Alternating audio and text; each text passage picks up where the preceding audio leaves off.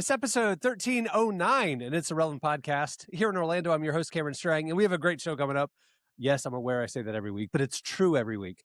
Coming up later, rapper, label owner, pastor KB is joining us. We have Relevant Buzz, where we're going to talk about Wednesday star Emma Myers opening up about faith, Lecrae opening up about the fact that he maybe idolized John Piper a little bit too much in the early days of his faith journey. That was interesting.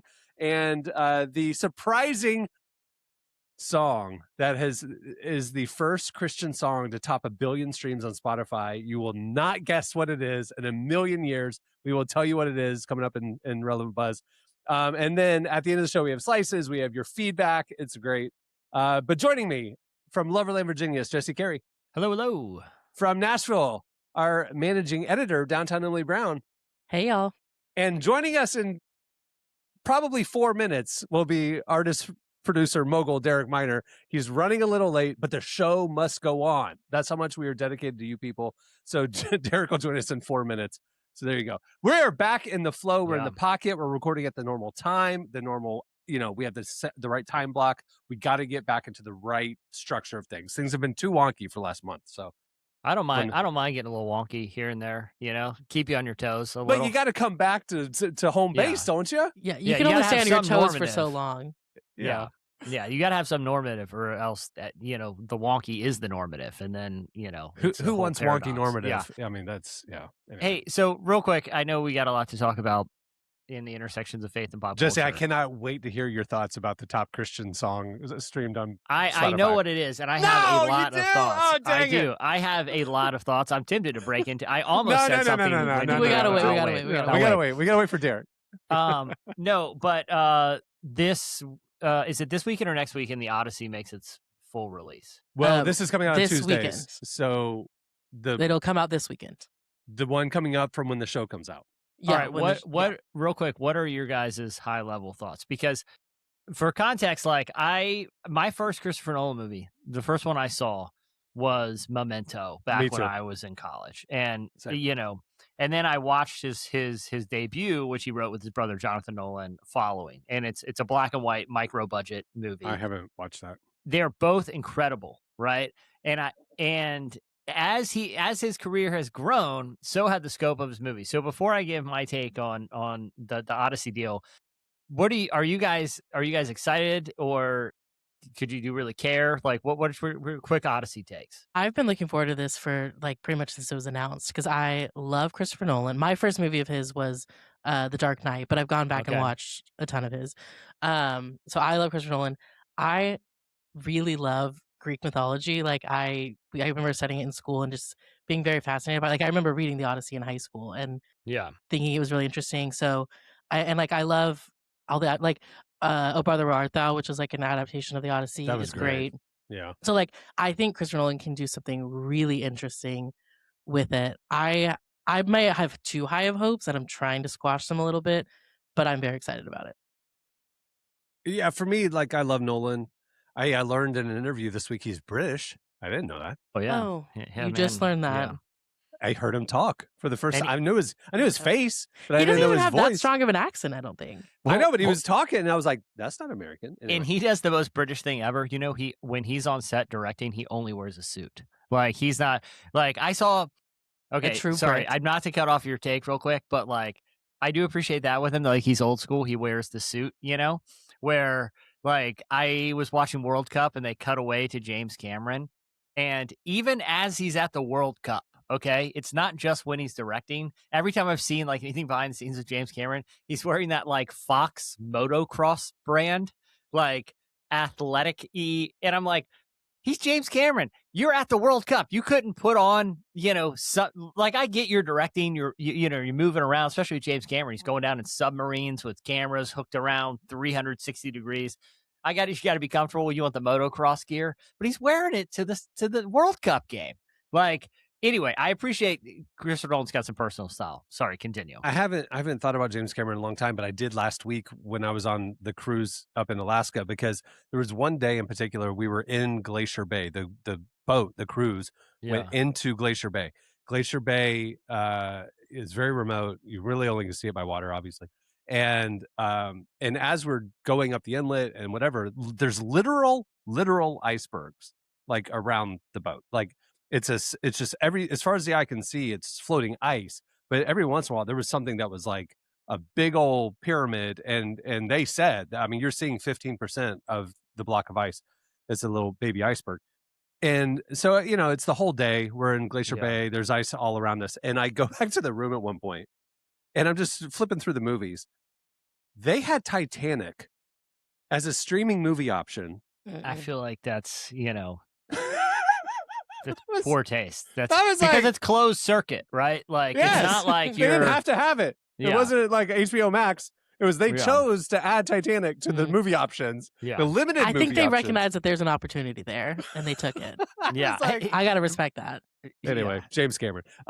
Christopher Nolan, I love every movie that I've seen of his. He's like, for me, Daniel Day-Lewis, my favorite actor. Every movie I've seen of his, I love. Every movie I've seen of Christopher Nolan as a director, I love. I, unlike you, Emily, am not into Greek mythology. There's too many temptresses involved. Sure. Was that the reason? I believe in the one true God. I don't know. Just call me a Christian. I don't know. To be clear, I don't believe in Greek mythology. I'm interested in it. Show me your friends, I'll show you your future. Show me what you love, I'll show you what you believe. You know what I'm saying? I think the Greeks tried to explain God, and they did it the best way they could until Paul came along. Jesus. Yeah. Okay. Emily, so anyway. Listeners don't know, briefly, when she was getting her camera set up, she turned to the corner, and I saw an altar to Apollo. And I was concerned. Do you guys want to know something really funny? I have a Taylor Swift tattoo that people think is Icarus, which is a Greek story. Well, good for you, because you love Icarus. So, that's well, it's good. funny because they Works try to both compliment ways. because they think that I'm like, I don't know, I guess literary. Pagan? Yeah. Well, yeah, for the Icarus tattoo. And then I get to say, actually, that's Taylor Swift. And it feels really great. Anyway, so I'm kind of going, I love everything he's done. I trust him. That's my level of interest. Yeah. I'll see it. It's a spectacle. It's supposedly amazing, early reviews, so I'll see it, but I'm not like excited about it. Derek's here. Here we go. I have tickets for opening night. Derek, we've already started. So from Nashville, our artist producer Muggle, Derek Miner, there he is. What up? Derek, we're doing a quick round table. I have a take about the Odyssey, but on a scale of 1 to 10, how excited are you? Christopher not Nolan's excited at all, movie. or 11. gonna go see 11? Okay, what's your Christopher Nolan take, real quick? It's gonna be brooding. It's gonna be confusing. It's gonna be beautiful. Done. Check. Amen. I agree. Fully. I think it's gonna be all those things. I'll probably see it. I think it, but like, here's my take is like, each of his movies are growing in scope ever since like what's the dream one, Inception, where they have like the spinning. Yeah. Oh, Yeah. you're saying, so you saw his first one, his Micro, then you saw Yes. Memento, and then you're saying every the movie he's scope is doing is growing. getting grander and grander in scale. It's true. And so I mean, this like isn't the epic, interviews I so- hear. Well, I know, but the interviews I hear with all the actors is like, man, we had to hike up to the Himalayas and we could only shoot a shot because we're using IMAX cameras for 3 minutes at a time. And it took 4 years to shoot this. And we had to go through like Navy SEAL training. Okay, I got it. It's a big scope movie. They're showing it in IMAX. I think it's the first movie that's featured, that's full IMAX. I want Christopher Nolan. I want like the White Stripes, like 808 and Heartbreak Christopher Nolan, where it's like, give me a limited set of tools. Right? Like, don't give me every location in the world. Don't give me every Hollywood star. Don't give me $500 million. Don't give me IMAX. Like, give me like a single camera, maybe 1 or 2 notable, good actors, but not super famous, and make some. I feel like those are more satisfying movies, in my opinion. Like, I would rather see what he could do with constraint than what he can do with excess. I got you, but my pushback is this though. Is one, he did those movies early on because no one believed in him. Like, yeah. I mean, he's like everybody else. He had to earn his keep. And I can say this: he delivers. The bigger He does. it goes, he delivers, and it's because it's almost like, who else would you trust the Odyssey with? Like, I can't think of a director that I'd be like, if we're gonna redo the Odyssey, who else would I trust it to? Like Batman. It's like we're still trying to figure out Batman. And the only person that could get that's, in my opinion, that was even in the same league was Matt Reeves. But you look at what Matt Reeves has done, he's on the same trajectory of Christopher Nolan. After this Batman is over with, they'll give him something that's huge, and it's just because you have these huge epics that's like, you cannot mess up the Odyssey. Like, you can't. Like, if you mess it up, well, you can, but then it's gonna be like, what was that movie where all the white people was the gods in Egypt? Gods. Isn't that most of them? Nah, it was the Moses one. Was it the Moses one? No, the movie that people Yeah. hated. It was, I think it was literally called Gods of Egypt. Yeah, And it was something that, like that. And all the gods, it was all the like, Greek gods, but they're all white. They were all white, and it was white. like very pale, and it just didn't make any sense. It's like, you can't let the Odyssey be that. That's the point I'm making. It's like, it's too much of a, it's better, like, don't even touch it if it's gonna be that. So then if you're like, okay, well, who can I make sure that we're gonna at least get a watchable movie? It's only gonna be Christopher Nolan, in my opinion. Jesse, to your point, though, I think like the trajectory of bigger. I mean, there's nothing bigger than this epic, right? I mean, no book, no storyline. The Bible would be the only thing next. It had to be the Bible, like, right? So, like, I do think the next movie from him will be constraint and story and like indie feeling, and then he'll come back and do a big franchise again. But I mean, I feel like it's inevitable. I agree with you. It's like we're at that tipping point where it's like, all right, dude, come back and show us, there will be blood, or like do a Coen Brothers movie or something. Yeah, exactly. Because like I just feel like restraint. And again, I don't think this is even like an old guy take here. I just think sometimes when you like, whether, like I said, I named a couple examples of musicians who've done, but even like take like a Bob Dylan or something. Maybe when they like as soon as he started getting all these electrical instrument, it's just not as good. Like I know nothing about fine art, nothing. But there was an image that was going. I was going to share. There was an image going around this week of Picasso. Did you guys see this? It kind of went viral this week. No, for random reason. I love it. But it is a single line, right? And it's like, to me, that is more interesting than someone that has all the paints and design stuff in the world. I'm just more. I'm gonna see the Odyssey. I would love to see Christopher Nolan go back to like a micro budget and just see what he could do. But indie artists, you mentioned 808s and Heartbreak and stuff. I mean, some of the best art, I agree with you, is made with restrained budgets because the problem solving is where the creativity lies, right? That's where the genius lies. Is like, how do we create this thing without the resources? I agree with you. I'm a fan of indie for that reason. Yeah. But there is something to be said for the fact that Nolan has delivered on this epic scale. Very few directors have. I mean, like, look at Avatar. Like, I mean, it's forgettable. It's like, where's an Avatar fan? I didn't even want to watch the last one. We all see it, but nobody loves it. I fell asleep during it. I've totally fell asleep during it. Jesse told me about the one before this one. It was 3 hours long. He said the first hour was good. The third hour was good. The second hour was them swimming. So he told me, if you're going to go take a break and get popcorn or whatever, go in the second hour. You won't miss anything. I remember you saying that on air, actually, Jesse. That was in my head. They started swimming. I stayed for 5 minutes, and I'm like, Jesse said I can go get a snack. I went and got a full-on hot dog. They were still swimming, weren't they? Dude, I came back 40 minutes later, and they were still swimming. And I was like, and I asked Cohen, what I missed? And he goes, nothing. And I was like, but the end battle was great. Right. It was great.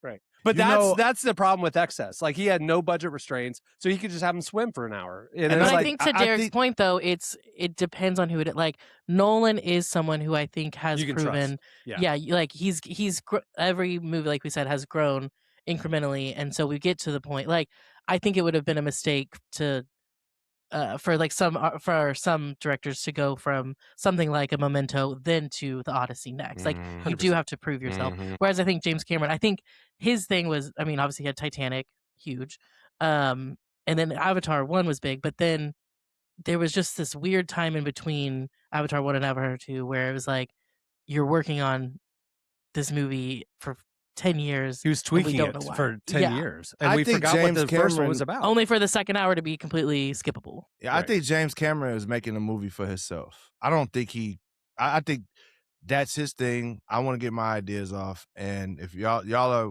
I'm doing this at the expense of Universal, and y'all make a decision on whatever. But I want to clue into something that Jesse's saying, and I think that Jesse, what you're saying is the sentiment of just people with art. I think people are sick of the big budget.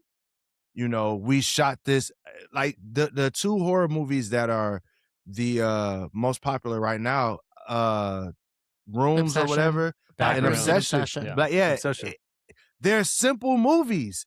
It's just the story is so good, and I haven't seen any of them. But what everyone says is that the story is so good that I want to watch the movie. And I think we're over the let's remake something from the past, but let's make it with better cameras. Like, yeah. When you think about even the Marvel stuff, it was unique to think, man, I wonder what these comic books would look like with characters. Okay, 10 years later, it's like, bro, I do not want to see another CGI planet or anything like that. It's like, don't remake the Ninja Turtles ever again. When we made it the first time, it was cool.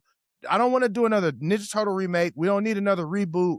We want an actual regular story that somebody made. Like when we went and watched Predator, when we were in Montana and we were watching these original movies, they weren't always executed the best, but at least they tried to tell an original story. And I think what I'm hearing Jesse say is, can we get some original stories? Yeah. With that the story sells the movie, not the effects and how clean the camera is. Well, I think we also live in an era right now with AI where, like, and Eric Masori, we talked about this with social media, that 10 years ago, to elevate and stand out, you had to be perfect, and like your editing was great, your lens was better, your camera was better, and like you stood out from amateurs. And now with AI and tools available to everybody, everybody's perfect. All the content's perfect, and what's going to stand out is authentic content. Yeah. And so it's and like, my wife's aunt is CGIing herself skateboarding on a hippopotamus that's surfing on the ocean, and it looks like it movie. I mean, it looks like a Marvel movie. So it's like, hey, if my wife's aunt can do that, then film has to go the whole total different direction. And like it has to go the whole different direction. It's very funny because Tom Holland has been doing a bunch of interviews for the Odyssey, and it is like he's on a movie for the first time because he keeps talking about how the way that Christopher Nolan like has directed and shoots the film, like it's like he's in film school 101, and it's like you just finished your 4th Spider-Man movie, but to your point, everything was like CGI and like not really great adaptations, and so like it's like it's interesting to hear even like the actors recognize like, oh, there's actually something really valuable and making great art. here. Yeah. Well, and that's my whole point is like, it's gonna be great because he's a great artist, right? But I want to see not what he can do with the biggest budget, the most talent, and the coolest locations on earth. I already know what he can do. It's gonna be great. I want to see what can a master, whether it's Christopher Nolan or any artist, and if you put them with real constraints, like this is how many instruments you get, this is how many days you get, or this is your budget, this is how many cameras you get, this is how many lights you get, create. I just feel like I'd be more interested than because I already know what the Odyssey, what I have in my mind for the Odyssey is probably going to be exactly what it is on screen. Like, it's not going to be unexpected. I'm expecting like a big epic that looks awesome, and it's probably going to be that.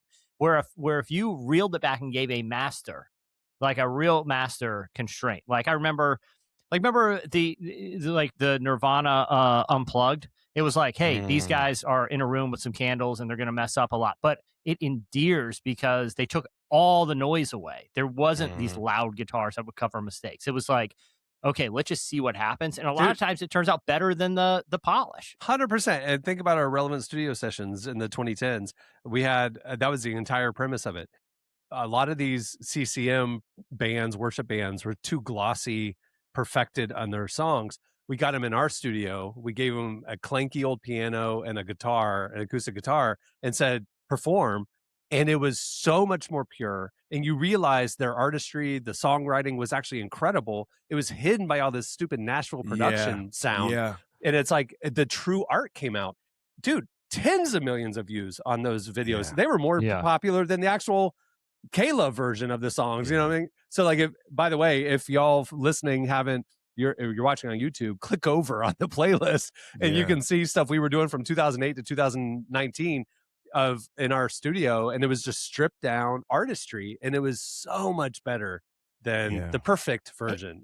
I was in the studio with Parrish yesterday, and we were making a track for his for an album or just whatever, just vibing out. And we made something, and it was probably about 5 instruments in. We were like, we got it. We got it. Like, saw an interview with Manny Fresh, and he said they were using the SP1200. So he's like, all of those early Cash Money records was 8 instruments max, because that's all we could fit on the SP1200. That's right. 8 tracks. That's it. So the advent of computers and unlimited tracks, there's this perspective of, because you can have bigger cameras, better budget, more music, more of this, that's going to make it feel more full and more lifelike. But lifelike is constraint. It's less. It's doing more with less. That's what is lifelike, in my opinion. Yeah. I was just going to say the same thing. That's my motto in dating, doing more with less. But I was going to say the last point, like, I feel like, well, one, I do feel like that's why great pastors are really, and teachers in particular, are good, because because an old school sermon that just really compels you is, it's just them and a microphone and nothing else. It's not a movie. You have to grip them. You don't need the gimmicks. You don't need Drewski flying in on a cable. You know what I mean? Like, you don't need all that. But even the gospel's the gospel. But even like, sometimes I feel like it's like sketch comedy. You watch some of these, whether it was, I think we were talking about like the Odd Future Gang at one point, or like Workaholics, those guys, or Please Don't Destroy. When they got all the money from MTV or SNL or whatever, it was still funny. But what made them famous was Vine and YouTube, because you had real constraint, especially on Vine. Like, a lot of those dudes that came up in that era, you got time constraint, you got budget constraint, you have aspect ratio constraint. You better be funny just with that. And when you give them the world, it starts to taper off a little, Vine was 6 seconds, right? Like, it 6 seconds. It was like super short. And I'm sad that they brought Vine back 3 months ago, and not one person has talked about it since. So it's because of who brought it back. Well, no, Jack did. Jack brought it Dorsey. back. Yeah. Jack from Twitter. Yeah. Mm-hmm. The original owner of Vine. Anyway, all right, we got to move the show along. Stay tuned. Up next, it's Relevant Buzz. Relevant Buzz. Okay, it's time for Relevant Buzz. Tell us what's happening at the intersection of faith and culture this week, Emily. Okay, first thing I want to tell you about is just a quick story about an actress named Emma Myers. She's 24. She's been in shows like Wednesday, A Good Girl's Guide to Murder. She was also in a movie, or she was in the Minecraft movie that came out last year. A Good Girl's Guide to Murder? Yes. Sounds like something you would love. Like, it sounds like something you would start. And obviously I did watch it. Yeah, of course you did. It was fun. Okay. It was a good time. Okay. I did not watch the Minecraft movie. That feels like something maybe more Chicken Jockey? You missed that moment? That was a cultural moment. Anyway, I didn't watch it either. You didn't? I was in the theater, and literally when the chicken jockey came on the screen, every 12-year-old boy started running around and throwing stuff. It was incredible. I do have an intention to not be in the same place as 12-year-old boys, so just something. That's probably. Well, I live with one. So. Yeah. I was living with a 14-year-old boy at the time, and there you go. He didn't do the hooting and hollering because that was for the middle schoolers. You know what I'm saying? Yeah. But like, we were close. But do you think enough. Internally part of him was kind of like wanting to? Yeah, 100%. Anyway. Anyways, yeah, so she was in the Minecraft movie. Anyways, she's very much like up-and-coming actress. But the reason I'm talking about her this week is because she was in a new interview where she opened up about her faith. A few years ago, she was going through a really difficult season, and she turned to God to get through it. And I just really appreciated what she had to say, so I wanted y'all to see that clip. Did you really turn towards religion? I think I was 21, maybe. I was having the worst time of my entire life. I was not sleeping for days. I'd go to work being awake for 3 days straight. I was struggling so much. I was You weren't so sleeping depressed. at all? My whole family struggles with insomnia, but I was having such a bad time that I was just like, I can't take this anymore. Like, please help me, God. I don't know what to do. And I started really just putting my faith in him and speaking to him directly and not wanting to be a part of like an organized church, but instead having a relationship with God. And it's completely like fully just changed me. And I feel have so much comfort in it. That is a great way to look at it. Yeah. Because I think it feels like it needs to be a group thing. You need to be a part of this big ensemble, but actually having your own individual relationship with God. He meets you where you are. Like, you do not have to be perfect. I am far from perfect. Like, if we had to be perfect, nobody would be worthy of it. And we're not worthy of it. But because God is like, I love you so much, have a relationship with me, and nothing else matters, is why I love so much.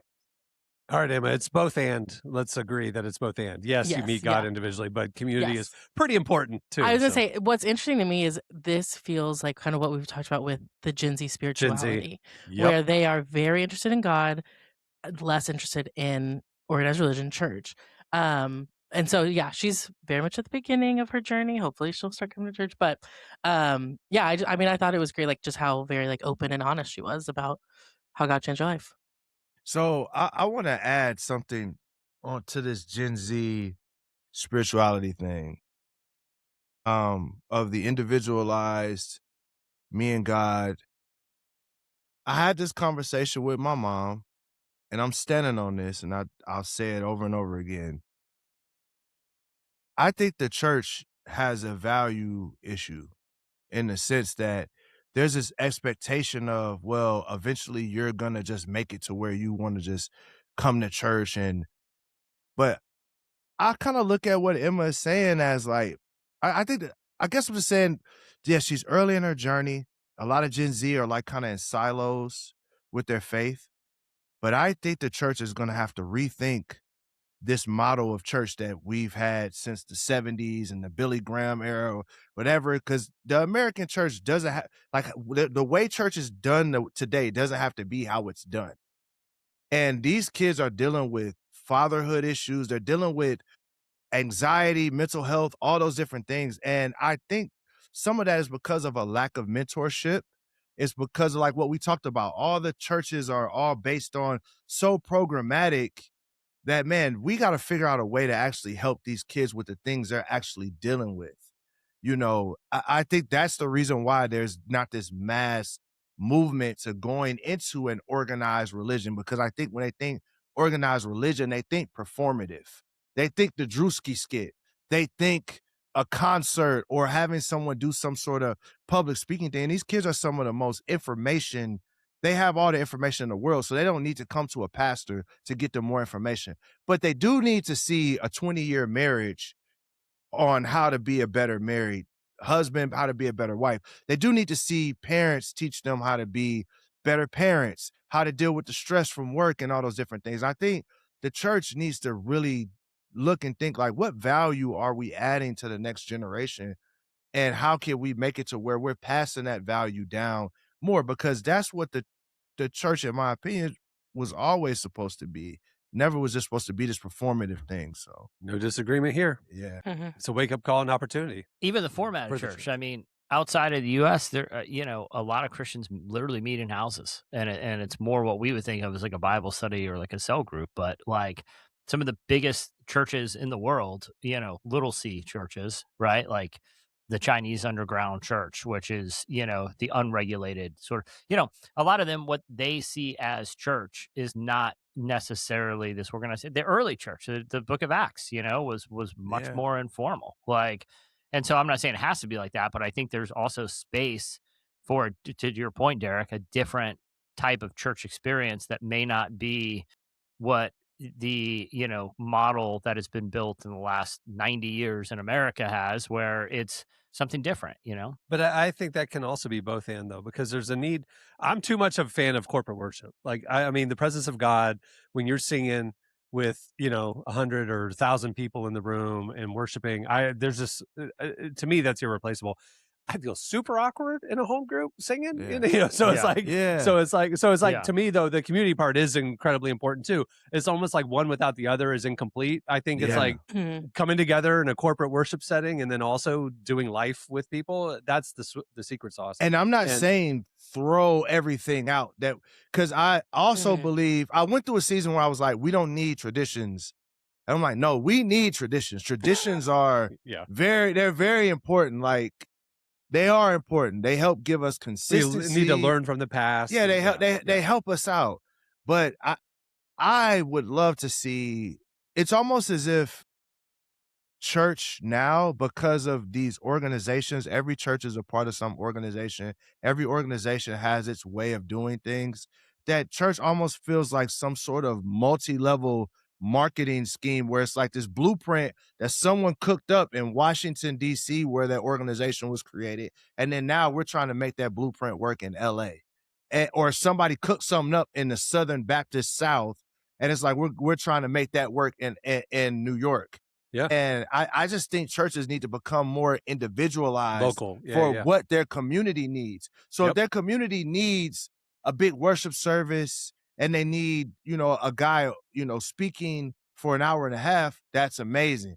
But if that's not what that community needs, we need to be thinking, how can we tailor our community churches to the community we're serving? Not like, oh, well, they said this worked in Alabama. Let's install this in St. Louis. That's the big picture of what I'm saying. I don't think anybody would disagree with you. I think a lot of us who attend those churches and have attended for years those types of churches feel that restlessness. And I think the silent majority out there is looking for what you're talking about, Derek. I don't think anybody would disagree with you. Yeah. So, all right. What's next, Emily? Moving on to a different person who opened up about their faith on a podcast this week. Lecrae dropped kind of a surprising video where he talked about how he had unintentionally made John Piper into an idol. And so for background, Lecrae has been connected to John Piper and his Desiring God ministry for years. Lecrae read his book and became a massive fan. He talked about that. But he said that over time, Piper really reshaped how he viewed God and viewed Christianity, and he got to a place where he was really valuing more about what John had to say about God than what God was saying himself. I'm going to play a clip so that you can kind of hear a little bit of how he described it. I think I made an idol out of John Piper. His words became truth. Like, he was the Mishnah. If you understand what the Mishnah is, like the ancient Jews, the Torah is what God has written. The Mishnah is like what the Jewish culture have written, these ideas and idioms and thoughts that were second to scripture to them. And even to this day, many Israeli people look to the Mishnah more than they look to the Torah. And I think John Piper's words were my Mishnah. I began to hear his words as God's truth instead of a man interpreting God's truth to the best of his abilities. I think he is brilliant, historical, game changer. But the reason why I think this is important is because it's important to hold your heroes in the tension of the reality that they're human. I wasn't around for this era, Derek. I want to hear your thoughts, but I remember hearing in the early days of Christian hip hop, the Reach stream, the Lecrae stream, super reformed and very almost militaristic about it. And I wasn't watching close enough. I just kind of knew that was their lane or whatever, but I wasn't. What was that like watching that? Because like 10 years ago, you were around that scene, right? I mean, I was there. There. What was that like? What is he talking about? Like what? Like they really idolized Piper's teachings and like. So I'll put it this way.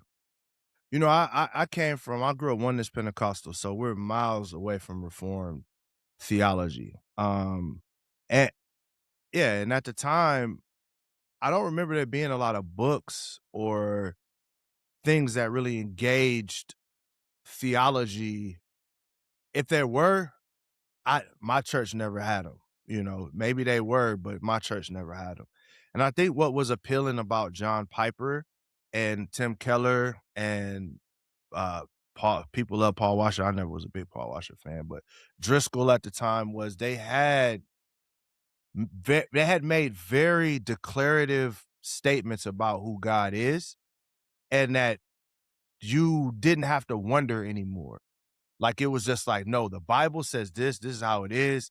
This is what the forefathers said. And I think that was very attractive for young men, most of us Black minorities, who either had no church background or grew up in church backgrounds where things felt really, really confusing.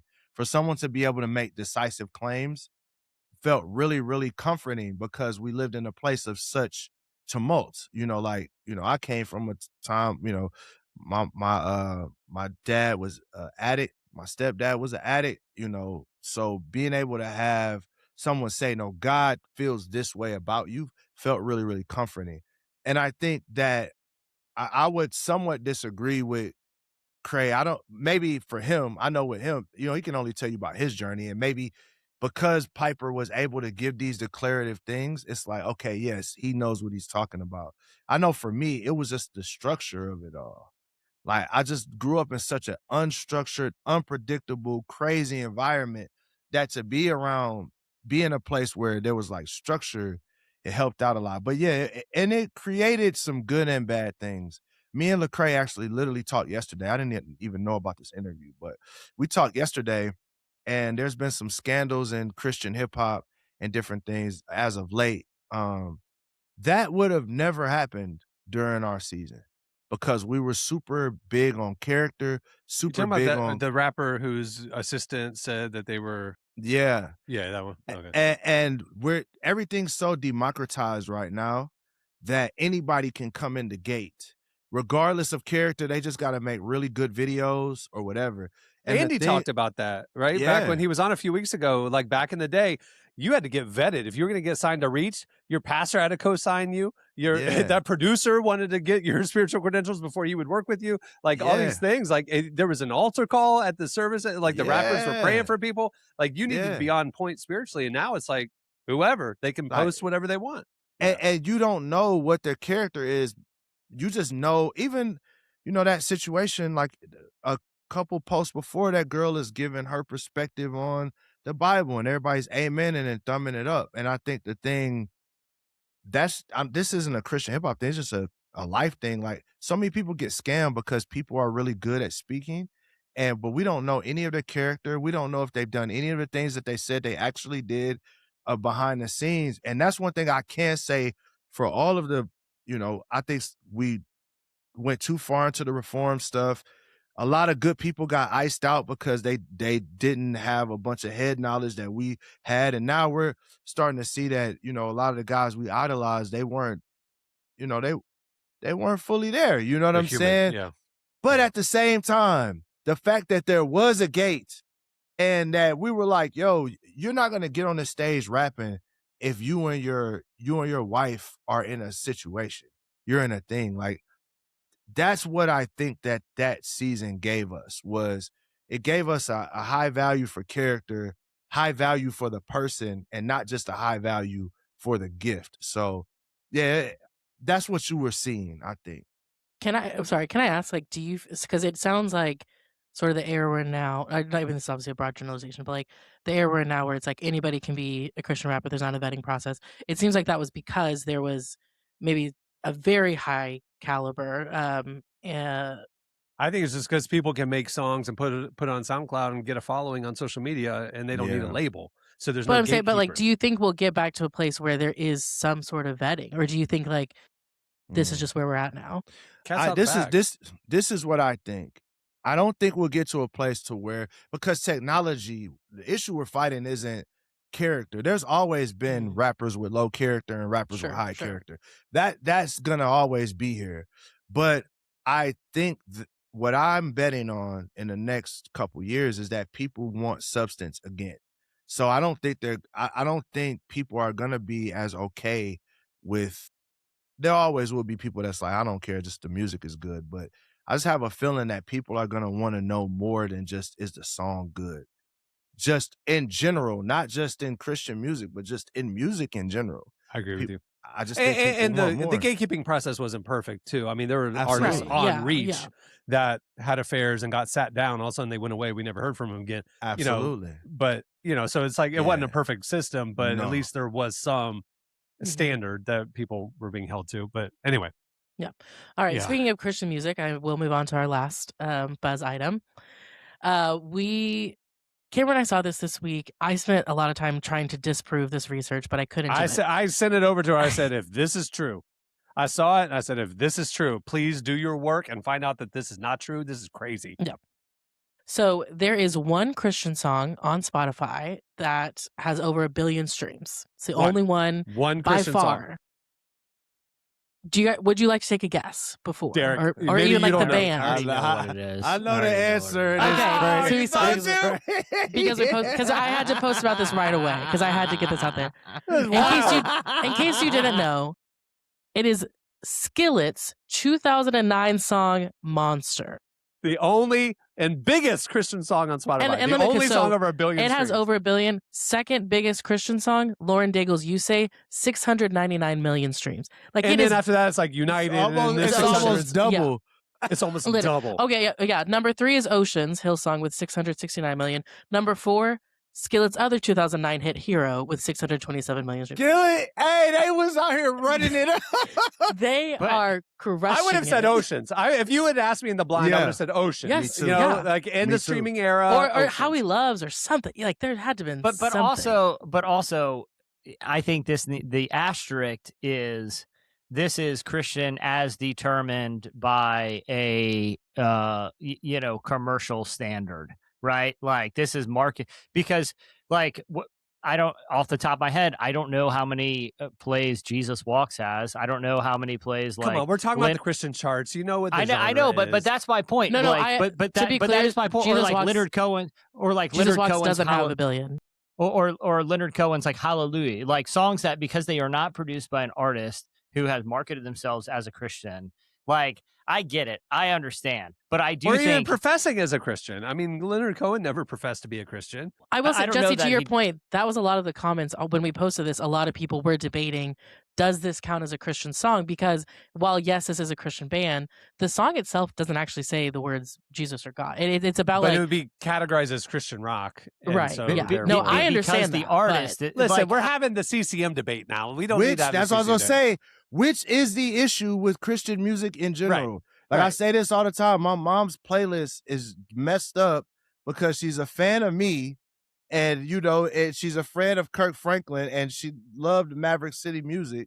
And it's like worship song, trap Derek song talking about somebody getting shot because I'm a Christian artist technically, but I'm like rapping about my story, and then it goes into like it's like that's the issue with this is like what is Christian music in general? But that's been the case for that's my 30 point. years. It's 1 billion streams by a Christian artist. That's my thing. But it's not That's necessarily a Christian because, song. I get it. Listen, when Amy Grant released Baby Baby in 1991 or 2, like this was the debate back then. Is this Christian music or not? So this Butterfly Kisses, Bob Carlyle in 1996. Like this is literally the debate. That's fine.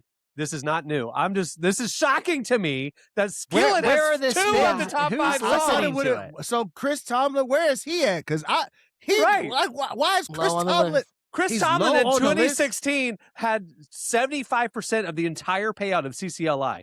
75% went to Chris Tomlin in 2016. That is insane. I still can't get over the CCLI thing. I know I talked about it before, but oh yeah, you worshipped a little too hard this month, local church. Chris You gotta pay the Tomlin- Are you piper telling me here. that? Chris Tomlin's biggest song, Good Father, 258 million. What a loser. Can you believe that? Only 258 million. Skillet has 2 of the quarter- top 5 of all time. Yeah. That's what gets me. I I saw Skillet at Walmart have one time. Like, and they have... I saw Skillet in line with me at the Jimmy Fallon ride at Universal Studios one time. And I knew because the guy's dyed black beard. I was like, oh, that's the Skillet guy. Don't Anyway, expose did you him for talk to dyeing him? his beard. No. It is very dyed. I'm sorry. The dude's in Well, his I mean, mid-50s. yeah. Of course it's dyed. Yeah. But Oh my goodness, anyway. Cam, you a hater? I'm not a hater. Look at my gray beard. I mean, it just happens to all of us. You don't have to dye it. Come on. What's the song called? Monster? Monster. It's about Satan being a monster. I don't know what's No, I've it's. never heard I it in think my it's about life. like it's like the How is it tension. top? It's like the tension, like of kind of like Paul's whole thing about like doing what I don't want to do when I don't. You know. So like all that's that, that's technically a Christian song. Yeah. It's It not is, a- but it's people- not a The Jesus of the song. Bible. The reason I looked it up is because people in the comments were saying like they never say the word God, and it's like okay, so Come on, man. Come on. We don't have to be No. literal. It's not like Yes. 7 Jesuses per minute. Come on. Like, Yeah, come Yeah. on. anyway. All right. There you go, everybody. If you want to win at trivia with your friends, you can drop that knowledge that Monster by Skillet is a top streamed Christian song of all and time. I don't know what's gonna pass. I didn't know they were like that big. Like why if they Oceans that hasn't big? passed it, I think they're on. I think Spotify puts, they'll put songs on playlists. This feels like a good like intense workout song. Like it's like it has to be on one of those like obscure. Yeah, it's got to be on a playlist. Yeah, playlist. Like it's billion. It's not a playlist. Anyway, all right, that's crazy. It's on a billion playlists. I was hoping Creed could be because they're like, Coldplay, they have some Jesus songs. Yeah, but I think I think Scott Stapp professes to be a Christian. Yeah. He went to the rival youth group I went to in Orlando. Creed, Apostles up. Creed. So yeah. He went to Church in the Sun. I went to Wekiva Assembly. We did camps together. Yeah, I didn't like him. Creed doesn't have a billion. Not on a single track. I mean, a billion is are we crazy shocked by numbers. that? That's crazy. They're just living off Monster money for the rest of their life. Well, no, they have the number 4 song too. Crazy. Skillet, biggest Christian group. Who knew? All right, hey man, Skillet bigger than Toby Mac. Bigger than all of them. Everybody. I can't believe it's bigger than Oceans. I just can't. Yeah, get my head around that's that. shocking to me. All right. That'll do it for Relevant Buzz. For more of those stories and all the other stuff at the intersection of faith and culture, go check out relevantmagazine.com every day. All right, thanks. Stay tuned. Up next, our conversation with KB.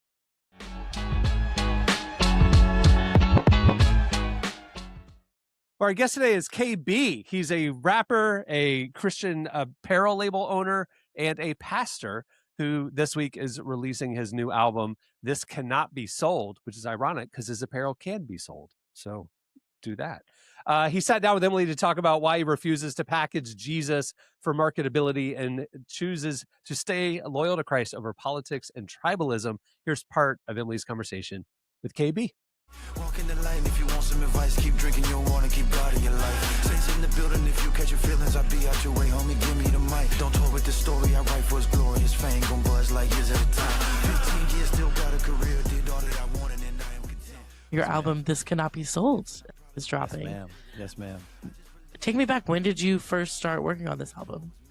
So I started working on the album probably mid last year. There was a moment where it felt like the gospel was so for sale that it was to your advantage to package what you are doing as either adjacent to Christianity or directly from the heart of Jesus, which is strange. That's a strange thing in history, right? That's a historical anomaly that we've seen moments of that where it was, you would do better if you had Jesus's endorsement. We've seen moments of that, but by and large, Jesus is historically been a disruptor, one that doesn't fit well with our marketing campaigns. And he wasn't like, whenever in hip hop, whenever an artist, goes to jail or has some kind of domestic violence thing, and they want to win back the good grace of the people, they always have that line of, he's been meeting with his pastor. And Jesus is in a lot of ways that pastor that you can appropriate to what you have going on to give you better advantage in the sight of the people. And there are things about that I think are good. I like that people see Jesus as a restorative healer, someone that helps to settle us, recover us. But there is also this historical kind of legacy of people using Jesus as a mascot for their own agenda with I like how Dallas Willard puts it, that it's a kind of vampire Christianity that wants Jesus for his blood, but they do not want him for his life. And I felt this strong conviction when I was writing this record that if we are not people that want Jesus for Jesus, then we are people who don't actually know him. And I think that the Bible is very, very blunt about that reality, that what God is calling people into, he's not calling them to a set of rules. He's not calling them into a kind of a party that they could get, better motion in the society through good capitalism or whatever it might be. He is calling them first to himself, to be in relationship with him, to love him, to reflect that love and how we love each other. That is Christianity. And there comes a time where some tables need to be flipped. And I wrote the album, at least portions of the album, from that place. Without bringing up his name, his name, okay. Too high, bro, I'm lifting protein mixed in, nobody finna get in his way, okay. Got the right dude, live it like dude, finna dice who fly through like a tycoon, like dude, like it's high noon in the night too, might move like I'm 9-2. I'm with you. There's been so many things I've seen of, essentially people using the Lord's name in vain by making something that is not from the Lord, make it seem as if it's from the Lord. I've seen it in many different areas. Are you seeing it just in music? I have for many years been a part of a Christian industry that I can say is by and large filled with people who really mean what they're saying. My experience has not been where I'm surrounded by all these Christian artists that are on stage talking about Jesus, and then they get off stage and they're doing drugs and abusing folks and stuff like that. That has not been my experience. Now, I have been surrounded by a lot of people in the Christian hip-hop industry, and many of the friends that I've done partnerships with tours that are in CCM are the real deal, you know? Like for example, my brothers for King and Country, who I've spent a lot of time with. But every now and then, we see that what it is that we are portraying to people on stage is not actually who we are behind closed doors. And in hip hop, we used to, there was a time, it's not really a thing anymore, but there was a time where when we found out that Rick Ross was really a police officer in his prior life, and now he's a, kingpin drug dealer in his music, that was a problem for folks. It was the inauthenticity. It would invalidate the person's confession. But if somebody's music is good enough, you kind of don't care after a while. It's okay that this is a horrible human being. They made a #1 album. Let it ride. And some of that begins to slip into our Christian experience when we think about the industry. And I have wanted to be a voice, a gracious but resolute voice that says that God never gets to a place where he is embracing our lukewarmness or our hypocrisy because we're really good at what we do, because we speak very well. He won't ever be convinced that is sort of just the human condition and you got to take what you can get. That would be a failure of his character if he were to embrace that, if he were to swallow the lukewarmness and not spit it out. But it'd also be a profound malformation of us. It would be to our detriment. Our happiness, our souls, our wholeness is shrunken when we are content acting like Christians as opposed to actually being Christians, okay? I've wanted to be in an era of influencers. Everyone's got a platform now. I've wanted to be prophetic in some ways and helping my brothers and sisters to remember that these things cannot be the case for us. We have run in vain if all we are doing is simply getting engagement, likes, and content scores, but we ourselves are far from God. That was KB. Make sure to check out his new album, This Cannot Be Sold, and check out more of that conversation over at relevantmagazine.com. Slices. Okay, it's time for Slices. What do you have, Jesse? All right, real quick before I do my slice, I have a disappointing update. I thought of one that could, like a sideways that could take down Skillet. Jesse, I've been 15 minutes doing this the other day. Like, I wanted to. You will not out-research Simile. I still will say, if we were to if we had some sort of metric that can measure in the wild, not just Spotify, the Amazing Grace bagpipes version, okay? Which I would have thought had all more the than 4 funerals in the million. world have played this. So that's what you're saying. All of them. Yeah. All of them. Yeah. And it's Yeah. there's not a dry eye The in the grave house. side, not the church part, but the grave side has played And the bagpipes for decades. Yeah. For decades. You're right. It's got to be a billion. That's I don't a know how banger. many people have died, but you about a quarter for the last Quite a few. century probably had that. I don't know the death toll. It's not Anyway. just the person dying; it's the 17 people at the gravesite, that have heard it. So now, 17 Well, yeah, times exactly. all the dead and then how many bagpipes we talking? Because did each one of those count? I think they're all playing the same part. I don't think there's multiple parts on a bagpipe. I think they're all just cranking out same sheet of music. Okay. All right. Sorry, Skillet, you lost the Amazing Grace bagpipes. Wait, how many streams does it have? No, he's just saying 4.6 plays million. in the world. 4.6. Yeah, I'm saying they get Spotify, but they don't get the record. Obviously, that Sure. goes to Amazing Grace bagpipes. Gotcha. Okay. Handles Messiah, maybe if we're talking all time. Yeah, it's impossible to calculate. Let's not just get them too excited yet. Okay, let's talk about not too excited. This happened in the Hollywood area of Miami. A local unofficial pickleball mascot has gone missing. His name is Pickles, and he was a rooster that showed up at the pickleball court, and everyone loved him. Okay, And- so Miami has chickens all over the place. Just Yeah. so you know. Okay. Has And that so- always been the case? Yeah. You just go drive in South Florida, you're going to see chickens, iguanas, and boa constrictors. Florida It is just not a real state. I refuse to believe it's a real state. But the chickens haven't come north of Fort Lauderdale. They stay in the Miami, Hollywood, Fort Lauderdale, West Palm. There's a lot, area. but to be fair, there's a lot of part of rural America where chickens are. It's not uncommon to just encounter a chicken out Dude. walking around. It's a But lot of chickens. Either way, the rooster kind of made its home this pickleball court, and the pickleball players and the community loved him. So much so that they made him a diaper because they didn't want him pooping all over the courts. That one local family would take him inside their house during storms. People would feed him. Now he has gone missing, and people are very upset. Somebody believes that it could have been a dog that got Pickles. Sure. Somebody, this is in the Miami newspaper down there, said that he spoke with a man.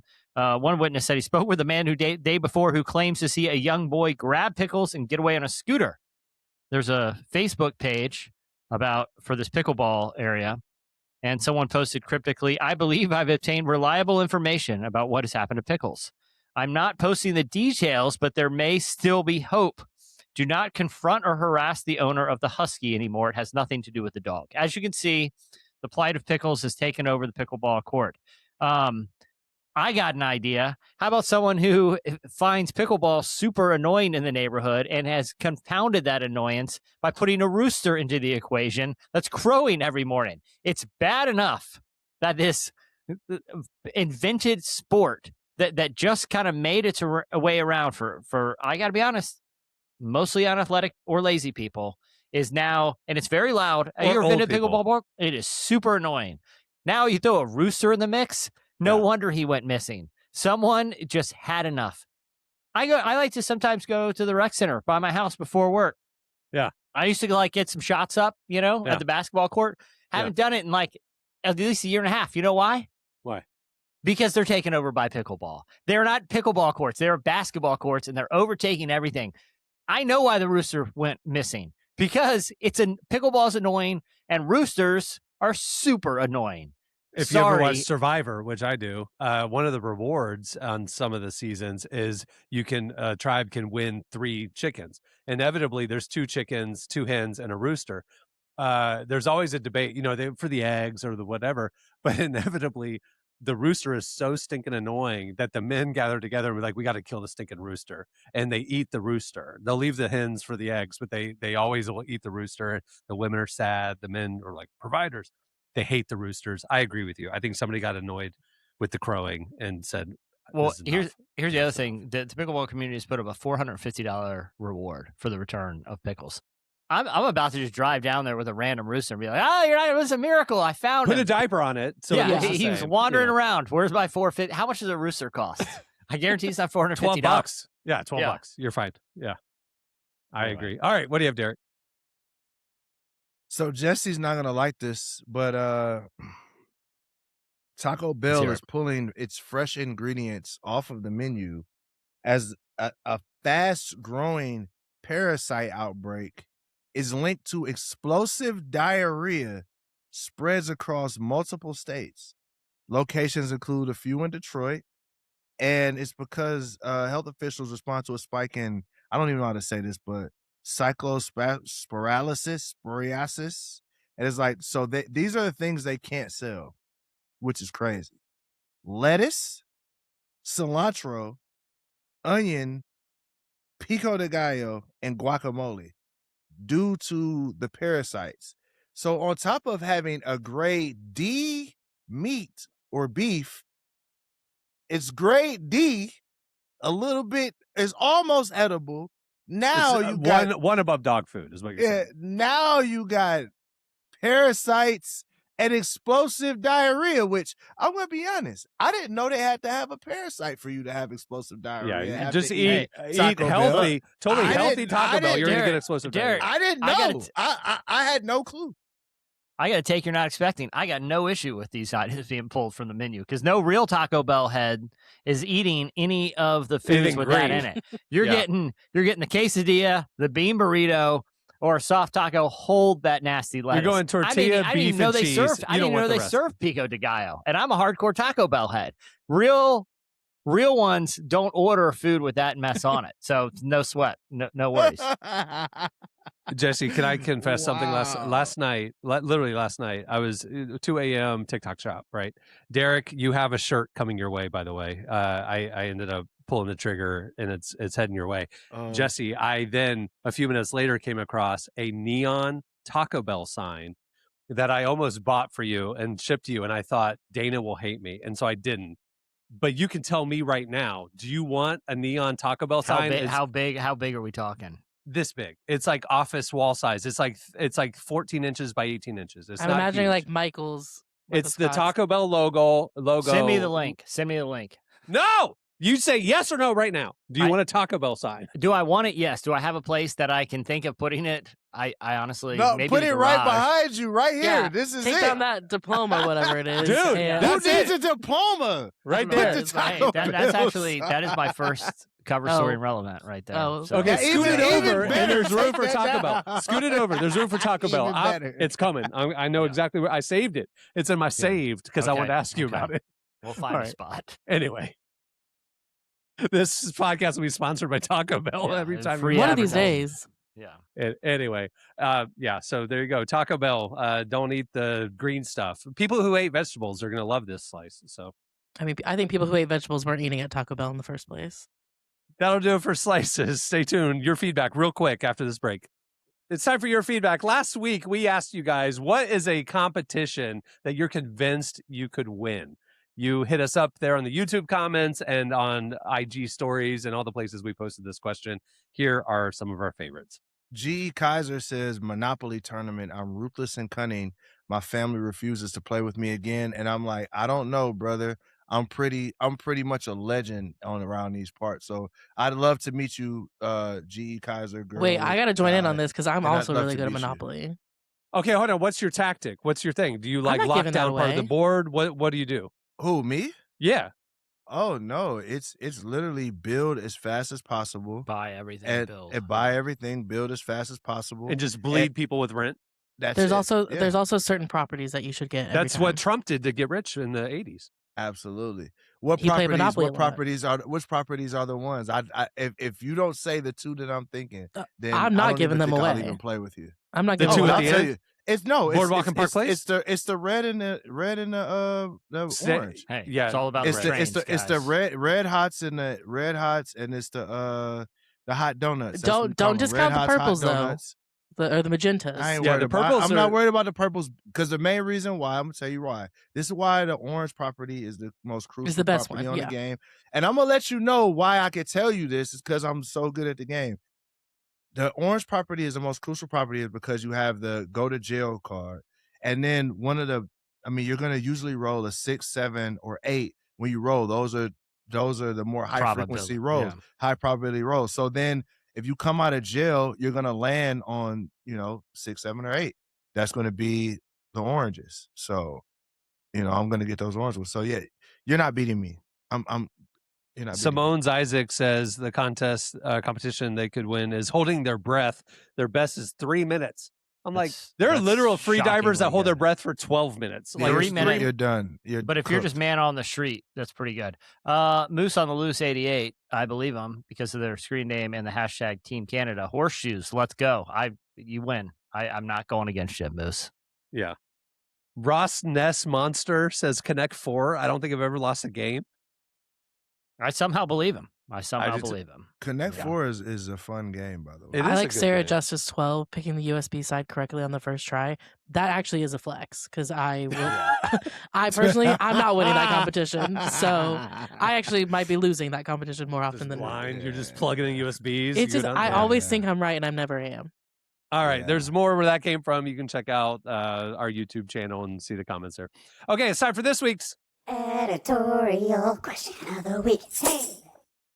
All right, we want to know, this week is the finale of Love Island. Woo! And it's summer reality TV season. Big Brother's kicking off too, to be clear. Yeah, what is a reality TV moment that lives rent-free in your head?